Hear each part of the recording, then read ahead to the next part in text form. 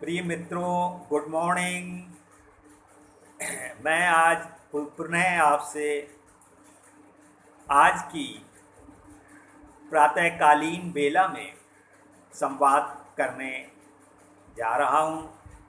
आपकी प्रेरणा, आपका उत्साहवर्धन मुझे रोज़ाना मोबाइल के द्वारा, फेसबुक के द्वारा, व्हाट्सएप के द्वारा और ट्विटर के द्वारा विभिन्न माध्यमों से, पत्र पत्रिकाओं के माध्यम से इन विचारों को आप पसंद कर रहे हैं।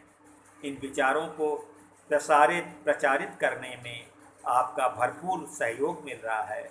मित्रों, हम इस विचार को फैलाने में पिछले 40 वर्षों से निरंतर क्रियाशील हैं। 40 वर्षों में हमने विभिन्न संस्थाओं में जाकर, विभिन्न संगठनों में जाकर कार्य किया। उनके कार्य को की जो आत्मा थी, उस आत्मा को हमने आत्मसात किया, उससे हमने कुछ अनुभव अर्जित किया और उसी अनुभव को लेकर हम आपके बीच अब उस अनुभव को अपने स्तर पे, अपने संसाधनों के द्वारा, आपके सहयोग के द्वारा पूरी मानव जाति में पहुंचाना चाहते हैं। मित्रों, हमारा ये अभियान सच्चाई पे आधारित है। हमारा ये अभियान आपके विश्वास पे आधारित है। हमारा ये अभियान आपके प्यार पे आधारित है। तो मित्रों, हमें आपका विश्वास चाहिए, आपका प्यार चाहिए, आपका सहयोग चाहिए, तभी हम इस कोरोना काल में, जो कि एक विकट समस्या है, हमारे सभी देशों में, हमारे विश्व के सभी देशों में इसका बहुत बुरा प्रभाव पड़ा है। चाहे वो आर्थिक क्षेत्र हो, सामाजिक क्षेत्र हो, चाहे वो राजनीतिक क्षेत्र हो, सारी व्यवस्थाओं पे इसका असर पड़ा है। मित्रों, सारे देशों को मिलजुल कर, सारे विश्ववासियों को मिलजुल कर, एकजुट होकर इस कोरोना की महामारी से निपटना है। मित्रों, अब कोरोना एक देश चीन से फैला। वहाँ पर चीन में एक शहर, वुहान शहर में, अब वो ये प्रकृति के द्वारा, प्रकृति निर्मित है या मानव निर्मित है ये वायरस, अब ये तो जांच का विषय है। जांच के बाद ही ये बात सामने आ सकती है। मगर मित्रों, यदि हम लोग एक विश्व की व्यवस्था बनाए होते, जिस प्रकार से देश की व्यवस्था एक कानून के द्वारा, एक संसद के द्वारा, एक संविधान के द्वारा तथा एक सुप्रीम कोर्ट के द्वारा संचालित होती है, उसी व्यवस्था को हमें सारे विश्व के लिए अपनाना चाहिए। ये समझदारी का युग है। इसमें सभी लोगों को समझदारी का परिचय देना चाहिए। जो भी हमारे विश्व के देशों के राष्ट्राध्यक्ष हैं, शासनाध्यक्ष हैं, उनको मिलजुल कर एक निर्णय लेना चाहिए और एक विश्व की वैश्विक लोकतांत्रिक व्यवस्था का गठन करना चाहिए, जिसको हम विश्व संसद कहते हैं। मित्रों, हम लोग इस कार्य को पिछले 40 साल से मैं स्वयं इस अभियान में लगा हूँ और संस्थाएं जो है जिसमें मैं सेवा कर रहा हूँ, वो 60 साल से इस कार्य को कर रही है। और हमारे समाज का ये योगदान है कि मुझे भी इस अभियान में अपने जीवन के 40 वर्ष देने का अवसर मिला हुआ है। उसी अनुभव के अनुसार, उसी अनुभव के आधार पर, उसी विश्वास के आधार पर मैंने ये वीडियो के द्वारा भी आपसे जुड़ने का अभियान शुरू किया है। हम लोग विभिन्न माध्यमों के द्वारा, सामाजिक माध्यम हो, चाहे वो शिक्षा का माध्यम हो, चाहे वो वैवाहिक युवक युवतियों के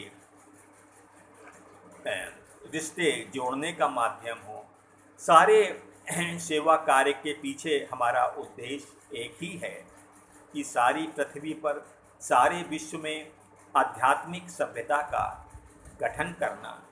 यही मानव जाति का अंतिम लक्ष्य है मित्रों। सारी पृथ्वी को अब हम तकनीकी टेक्नोलॉजी के माध्यम से एक ग्रह के रूप में देख सकते हैं। अपने मोबाइल पर, अपने टीवी चैनल पर, सैटेलाइट्स के माध्यम से सारी पृथ्वी को देखने में वो कितनी सुंदर लगती है मित्रों। और ये करोड़ों वर्षों से सजोई सवारी हुई पृथ्वी नीले रंग की इतनी सुंदर लगती है। तो मित्रों, इस पृथ्वी को, इसमें पलने वाले जीवन को हम सबको बचाना है। मनुष्य एक श्रेष्ठ प्राणी है, इस प्रकृति का मनुष्य एक श्रेष्ठ प्राणी है। इस कारण मनुष्य पे सबसे ज़्यादा बड़ा दायित्व है कि वह इस पृथ्वी के जीवन को बचाए। अब ये कार्य पशु पक्षी नहीं कर सकते, कीड़े मकोड़े नहीं कर सकते, क्योंकि उनके पास विवेक बुद्धि नहीं है, उनके पास निर्णय लेने की क्षमता नहीं है। ये क्षमता प्रकृति ने, नेचर ने, जिसको हम प्रकृति कह लें, परम शक्ति कह लें, एनर्जी कह लें, किसी भी भाषा में अलग अलग शब्दों से उस परम शक्ति को, उस परम ऊर्जा को, उस परम ऑलमाइटी गॉड को विभिन्न नामों से पुकारा जाता है। तो ये नेचर, ये ब्रह्मांड एक ऊर्जा से संचालित हो रहा है, एक एनर्जी के द्वारा संचालित हो रहा है। तो मित्रों, इसे हमें, इस सारी पृथ्वी को हमें सुरक्षित करना है। हमने सारी विश्वव्यापी समस्याओं का, अंतर्राष्ट्रीय समस्याओं का मानव जाति ने कितना बेढंगा हल निकाला है कि परमाणु बम बनाओ और अंतर्राष्ट्रीय समस्याओं का समाधान कर लो। मित्रों, अंतर्राष्ट्रीय समस्याओं का समाधान युद्धों के द्वारा या आतंकवाद के द्वारा या परमाणु बमों के द्वारा, मिसाइलों के द्वारा नहीं निकलेगा। ये समझदारी का युग है।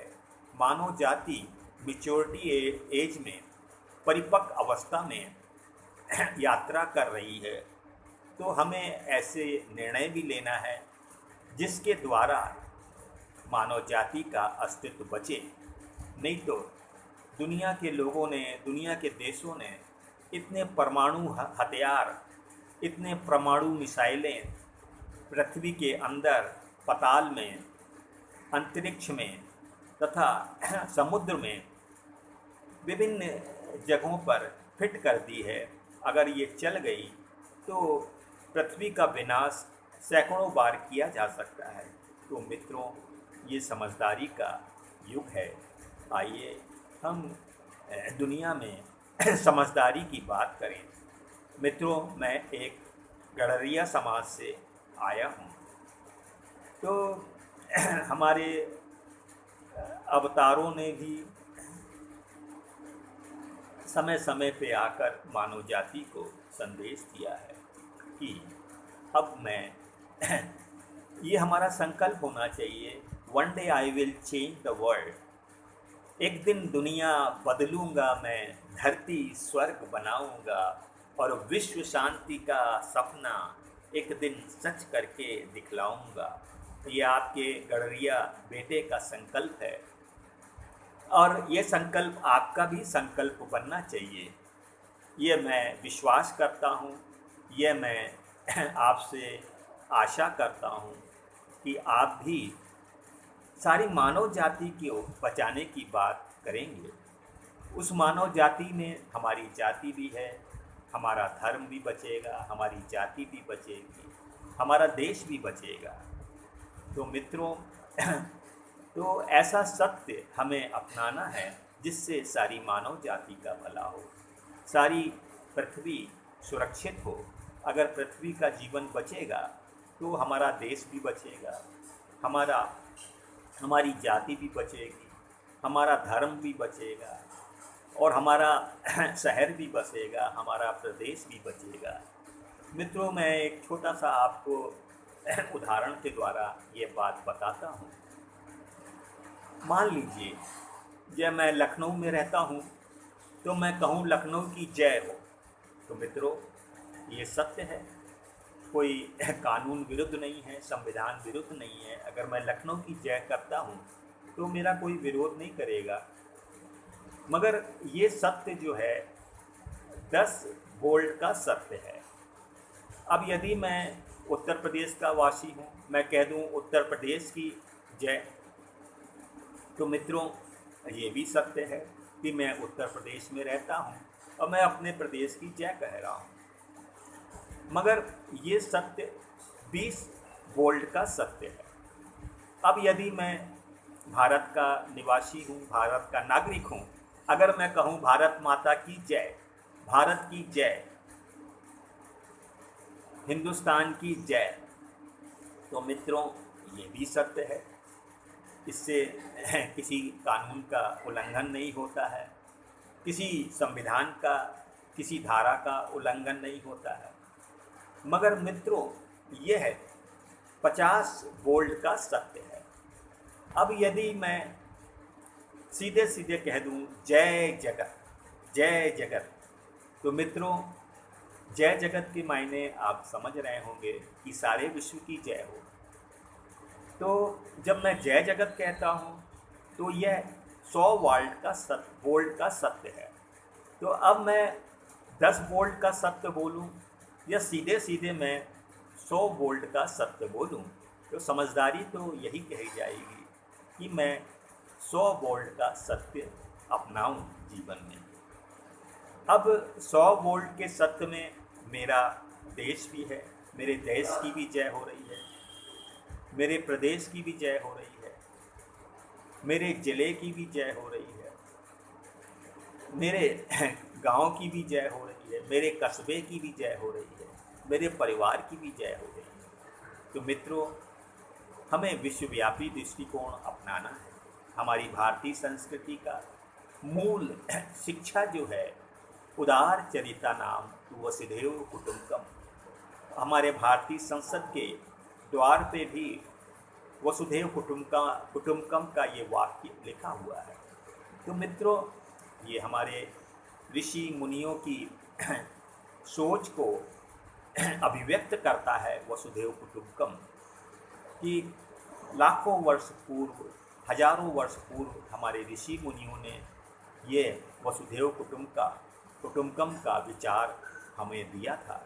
हम सर्वे संतु निरामया को मानते हैं, हम विश्व बंधुत्व को मानते हैं, हम मानव कल्याण को मानते हैं, विश्वास करते हैं। तो मित्रों हमें नीचे नहीं जाना है, हमें अपनी चेतना को ऊपर ले जाना है। आज ऐसे लोगों की आवश्यकता है, आज ऐसी शिक्षा की आवश्यकता है जो विश्व एकता का ज्ञान बच्चों को दे, जो बच्चों का विश्वव्यापी दृष्टिकोण विकसित करे, जो बच्चों का वैज्ञानिक दृष्टिकोण विकसित करे, जो बच्चों का मानवीय दृष्टिकोण विकसित करे। जो अब हमें 20वीं सदी की शिक्षा की आवश्यकता नहीं है, अब हमें 21वीं सदी की जो चुनौतियां हैं उनके अनुकूल बच्चों को शिक्षित करना होगा, अपने बच्चों को। और स्वयं जब हम इन विचारों को अपनाएंगे तभी हमारे बच्चों पर उसका अच्छा असर पड़ेगा। तो ये धरती जो है हमें अपने पूर्वजों से एक धरोहर के रूप में मिली है, एक अमानत के रूप में मिली है। इससे हमें और अच्छी स्थिति में, और अच्छी हालत में अपने जो भावी पीढ़ी है, अपनी जो संतान है, उनको सोच के जाना है। मित्रों हम मगर इसके उल्टा चल रहे हैं। आज कोरोना की वजह से, कोरोना महामारी की वजह से, जो कि एक देश की लापरवाही की वजह से, एक देश की मनमानी की वजह से सारी दुनिया में फैल गई है, और कितना मानव संसाधन का नुकसान हो रहा है उसका आकलन करना बड़ा मुश्किल है। यह तो महामारी जो है तृतीय विश्व युद्ध से भी भयानक है। मित्रों, जैसा कि आपको मालूम है कि पिछले मार्च महीने के 20 तारीख के बाद से लगातार आज तक सारे स्कूल बंद हैं, सारी संस्थाएं में काम धीमी गति से चल रहा है और आर्थिक कठिनाइयों से गुजर रही हैं। हमारे करोड़ों नौजवान बेरोजगार हो गए हैं, करोड़ों संस्थाएं आर्थिक तंगी की वजह से बंद पड़ी हुई हैं। तो मित्रों, इन सभी विपत्तियों से हम को निकलने के लिए अब एकजुट होना पड़ेगा। इमरजेंसी में जैसे मान लीजिए किसी घर में आग लग जाए तो हम उस समय कैसा निर्णय लेंगे।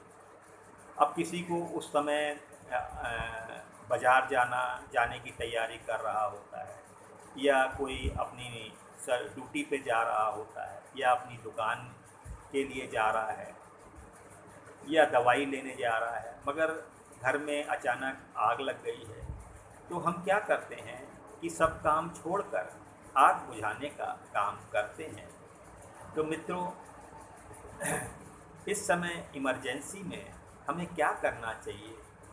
सभी कार्य महत्वपूर्ण होते हैं, आवश्यक होते हैं, लेकिन जो सबसे महत्वपूर्ण काम करने का, जो उस क्षण सबसे महत्वपूर्ण कार्य करने के लिए हमें निर्णय लेना आवश्यक होता है, उस कार्य को करने की हमें समझदारी दिखानी पड़ती है। तो मित्रों, आग लगने का आपातकालीन स्थिति में हम सबसे पहले पानी लेकर आग बुझाने की कोशिश करते हैं। मोहल्ले वाले भी हमारे इसमें जुट जाते हैं, फायर ब्रिगेड को भी सूचना दी जाती है और वह भी तुरंत आके उस आग पे काबू पाने की, उस आग को बुझाने के लिए प्रयास करते हैं। तो मित्रों, यह आपातकालीन स्थिति है। सारी दुनिया में कोरोना महामारी से बहुत बड़ा नुकसान हो रहा है। ऐसे समय विश्व के सभी देशों को मिलकर एक निर्णय लेना चाहिए कि आगे से ऐसी घटनाएं ना हो, या एकजुट होकर इस महामारी से कैसे लड़ा जाए, क्योंकि अब ये समस्या किसी एक देश के वश की बात नहीं है। अब इसे सभी देशों को एक विश्व की व्यवस्था बनाकर, एक विश्व की संसद बनाकर, एक विश्व की सरकार बनाकर, एक विश्व का संविधान बनाकर, अंतर्राष्ट्रीय कानून बनाकर, अंतर्राष्ट्रीय न्यायालय बनाकर निकालना होगा, अन्यथा बहुत देर हो जाएगी। करोड़ों वर्षों से सजोई सवारी ये धरती यूं ही इसका विनाश हो जाए, ये देखते रहना समझदारी की बात नहीं है मित्रों। इसको हमें समझना है। ये मेरा जीवन का अनुभव है। इस सत्य को मैं आपके बीच में विभिन्न माध्यमों से लाने का प्रयास करता हूँ। सबका उद्देश्य यही है कि हमें अब अपने प्रदेश की, केवल अपने प्रदेश की नहीं, केवल अपने देश की नहीं, सारे विश्व को सुरक्षित करने की बात सोचना चाहिए। यदि विश्व सुरक्षित होगा तो हमारा देश भी सुरक्षित होगा, हमारा प्रदेश भी सुरक्षित होगा। एक उदाहरण के द्वारा मैं आपको, बहुत सरल उदाहरण के द्वारा अपनी बात बताने की कोशिश करता हूँ। मित्रों, जैसे कि किसी दो जिलों में यदि वाद विवाद हो जाता है या कोई समस्या पैदा हो जाती है, तो एक प्रदेश का हमने मुख्यमंत्री बना रखा है। तो शुरू से मैं इसको बताता हूँ, थोड़ा सा एक कड़ी इसमें छूट गई। जैसे हम परिवार में देखते हैं, एक परिवार में बच्चे होते हैं, माता पिता होते हैं। यदि भाई बहन में झगड़ा हो जाए किसी बात को लेकर, तो घर की एक माँ होती है, वह दोनों दोनों बच्चों को बुलाकर प्यार से समझाती है कि बेटा आपस में लड़ना अच्छी बात नहीं है, और दोनों की बात सुनती है और प्यार से उसका समाधान निकाल देती है, और दोनों बच्चे फिर आपस में मिलजुल कर खेलने लगते हैं।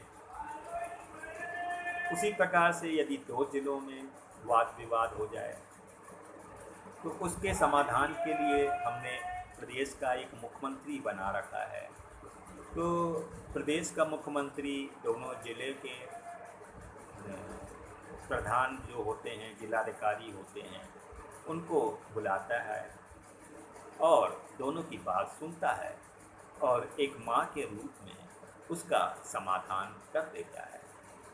तो मित्रों, उसी प्रकार से यदि दो प्रदेशों में किसी बात को लेकर वाद विवाद हो जाए, झगड़ा हो जाए, तो हमने एक देश का प्रधानमंत्री बना रखा है। तो वो प्रधानमंत्री देश का एक अभिभावक होता है, देश की एक माँ होती है। वह दोनों प्रदेशों के मुख्यमंत्रियों को बुलाकर उनके साथ बैठक करता है, दोनों की बात सुनता है और उस समस्या का समाधान निकाल देता है।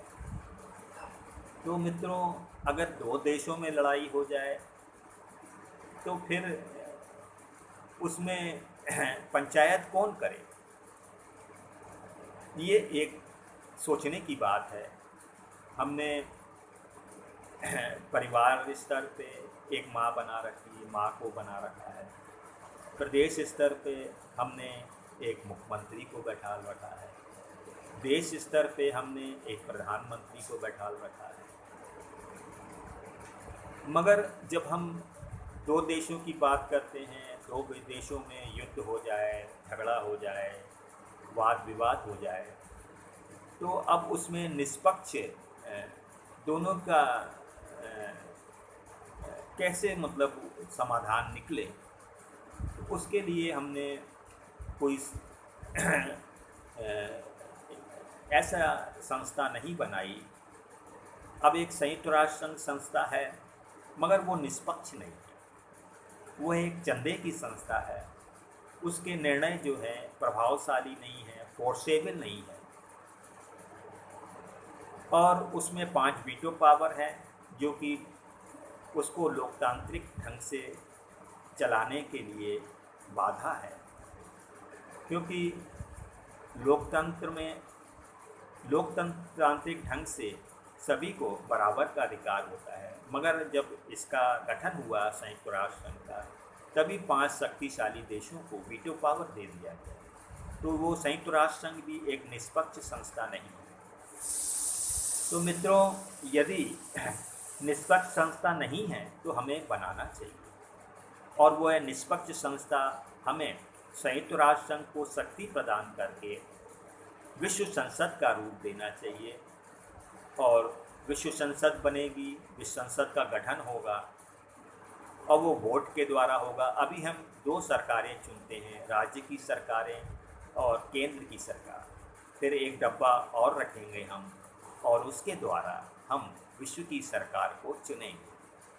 तो सारा सिस्टम, सारा ढांचा बना हुआ है संयुक्त राष्ट्र संघ के माध्यम से। उसी को शक्ति प्रदान करके हमें विश्व संसद का रूप, विश्व सरकार का रूप, विश्व न्यायालय का रूप देना चाहिए। तो 2 देशों की जो समस्या को सुलझाने के लिए एक हमें विश्व का प्रधानमंत्री या विश्व का राष्ट्रपति उन देशों को बैठाल कर उन दोनों की बात सुन सकता है और परामर्श के द्वारा उनका हल निकाल सकता है, संविधान के द्वारा उनका हल निकाल सकता है, कानून के द्वारा उनका हल निकाल सकता है। तो आज सारा विश्व अनाथ है, क्योंकि विश्व की कोई माँ बाप नहीं है।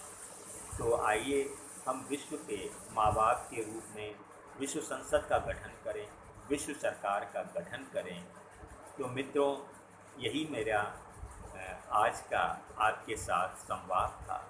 मित्रों, इस पर विचार करें, अपना विश्वव्यापी दृष्टिकोण विकसित करें। छोटी छोटी समस्याओं में ही उलझे मत रहिए, उनको भी समझदारी से हल करिए, लेकिन विश्व की समस्याओं पर भी विचार करिए। हमें अब विश्व पालक बनना है। अब हमें केवल अपने समाज का पाल बन के या अपने समाज का बारे में ही सोचते सोचते सारा समय नहीं निकाल देना है। ये मानव जीवन छोटा सा जीवन है, इसे हमें सारी मानव जाति की भलाई के लिए लगाना है। सारी मानव जाति की भलाई में हमारे महान नारी महारानी लोक माता अहिल्याबाई होलकर ने भी अपने जीवन के द्वारा संदेश दिया था, सबका भला अपना भला, सबके भले में ही अपना भला है। उनका ये सिद्धांत था, मगर हमने उस सिद्धांत को उल्टा कर दिया, अपना भला सबका भला, पहले अपना भला फिर सबका भला। ऐसा नहीं, हमें सबके भले में अपना भला देखना चाहिए, सारे विश्व के भले में अपना भला देखना चाहिए, ना कि केवल अपने देश का भला में इस विश्व का भला। तो मित्रों, क्रम हमें नहीं बिगाड़ना चाहिए, उसका जो एक स्टेप है वो सही रखना चाहिए। जब स्टेप सही होगा तो समस्या का समाधान भी जल्दी निकलेगा। तो मित्रों, बहुत टेक्नोलॉजी ने हमारे को, सारी दुनिया को एक कर दिया है, ग्लोबल विलेज कर दिया है। अब हम कहीं भी किसी भी विश्व के किसी भी कोने में किसी भी घटना को तुरंत अपने टीवी चैनल पर वीडियो कॉन्फ्रेंसिंग के द्वारा, अपने मोबाइल के द्वारा देख सकते हैं, जान सकते हैं। तो ये टेक्नोलॉजी का युग है, विज्ञान का युग है। इसने बहुत संभव कर दिया है विश्व की एक व्यवस्था बनाने के लिए। आज हम कहीं भी आवागमन कर सकते हैं तेज़ी के साथ, हवाई जहाज़ों के द्वारा और सूचना क्रांति के द्वारा, तकनीकी के द्वारा, कंप्यूटर के द्वारा, इंटरनेट के द्वारा, साइबर के द्वारा, डिजिटल युग है ये। मित्रों, यदि इस युग में हमने ये नहीं किया तो हम अपनी आने वाली भावी पीढ़ी के साथ बहुत बड़ा अन्याय करेंगे, बहुत बड़ा धोखा करेंगे। तो मित्रों, जैसी हमारे पूर्वजों ने हमारे लिए व्यवस्था की, जिसमें हम सुखपूर्वक रह सकें, अपने परिवार में पारिवारिक एकता के साथ रह सकें, उसी प्रकार से अब हमें ऐसा संसार छोड़कर इस धरती से जाना है जिसमें हमारे बच्चे आराम से रह सकें, आराम से उसमें स्वस्थ रह सकें। ऐसा पर्यावरण छोड़ के जाना है, हरा भरा पर्यावरण, जिसमें हमारे बच्चे पूरा ऑक्सीजन ले सकें और अपने स्वास्थ्य को अच्छा बनाकर मानव जाति की सेवा कर सकें। मित्रों, आपसे आज बहुत लंबा संवाद हो गया। गीत भी आपके साथ गाने का मन था, मगर इसमें समय ज़्यादा लग गया, तो मैं क्षमा चाहता हूँ। विचार अभिव्यक्ति में मुझसे कुछ त्रुटि हुई हो, किसी को मेरे शब्दों के द्वारा, विचार सेवा के द्वारा दुख पहुँचा हो, तो मैं क्षमा प्रार्थी हूँ हृदय की गहराइयों से। जय जगत, जय जगत, जय जगत पुकारे जा, जय जगत, जय जगत, जय जगत पुकारे जा। दूसरों के हित के वास्ते अपना सुख विसारे जा, दूसरों के हित के वास्ते अपना सुख विसारे जा। जय जगत, जय जगत, जय जगत पुकारे जा। ओम देव शांति अंतरिक्षम शांति, पृथ्वी शांतिरापः शांतिरोषधयः शांति वनस्पतयः शांति विश्वे देवा शांति ब्रह्म शांति सामा शांतिरेधि। ओम शांति शांति शांति। सर्वारिष्टा सुशांति भवतु। सभी की आत्मा में विराजे परम पिता परमात्मा को मेरा सत नमन, कोटि कोटि नमन। जय जगत। ओम शांति।